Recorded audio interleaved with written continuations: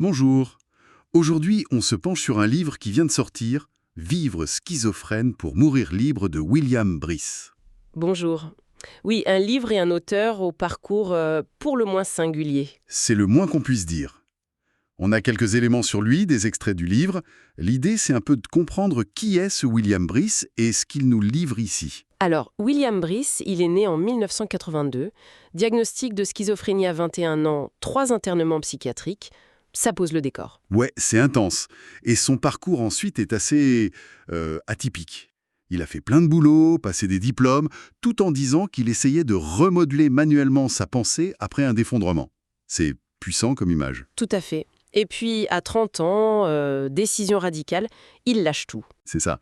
Pour devenir écrivain et musicien. Il a un groupe grunge, Demain la Prune, à Nantes. Et il vit très simplement, quoi. Oui, un choix assumé pour se consacrer à l'art, et ce n'est pas son premier livre d'ailleurs. Il y avait eu Dogmicide en 50 nouvelles. Ah oui. Et ce nouveau livre, Vivre schizophrène, paru aux éditions Spinel, très récemment, début décembre 2024. Qu'est-ce qu'il y raconte, au juste ?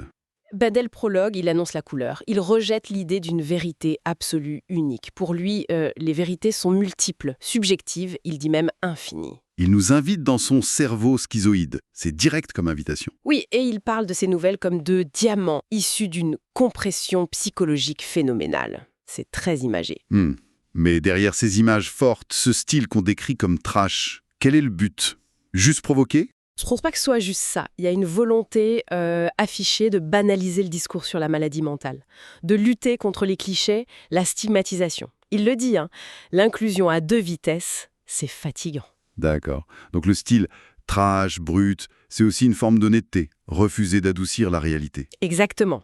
C'est une quête d'authenticité radicale. On retrouve ça dans sa musique aussi. Il dit chanter comme un goré, loin de la culture du prodige. C'est cohérent. Mais cette radicalité, ça doit poser problème, non ? Pour la publication, pour en parler.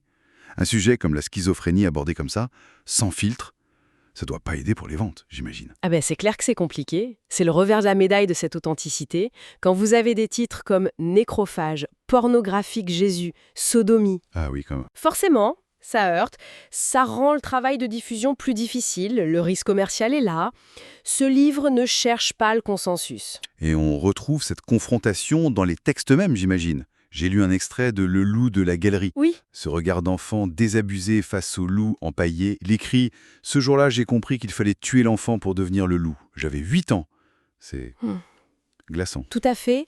Ou dans Les oiseaux ne pleurent pas, avec cet oiseau sauvé qui choisit de mourir, il parle de reformatage cérébral suite à ça. Ça montre bien comment il explore la souffrance, la mort, et comment ça reconfigure la perception. Il y a aussi une critique sociale assez forte, non ?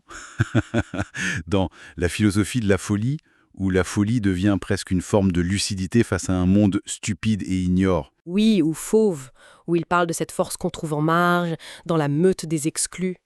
C'est un thème récurrent. Quels sont les autres thèmes qui reviennent souvent alors ? Clairement, la maladie mentale vue comme un autre regard sur le réel, pas comme une fatalité. Le rejet des normes, de l'hypocrisie sociale. Une quête de liberté brute, même dans la noirceur. Et puis l'art, l'écriture, la musique, comme une nécessité vitale, quoi. Une bouée. Donc ce livre, c'est bien plus qu'un recueil. C'est un témoignage coup de poing, une démarche artistique qui bouscule nos certitudes. C'est ça. C'est une voix vraiment singulière et je pense nécessaire. Même si elle dérange, même si sa diffusion est un défi, elle participe à casser les tabous sur la schizophrénie.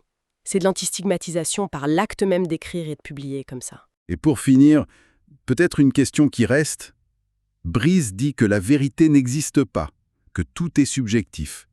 Mais face à la violence, à la souffrance qu'il décrit si crûment, la folie, la mort, comment on tient cette idée que tout est relatif ? C'est une excellente question. Et peut-être qu'il n'y a pas de réponse simple. Ça laisse à réfléchir. Oui, ça laisse à réfléchir, tout en gardant en tête sa mise en garde finale. Prenez garde, tâchez d'être heureux.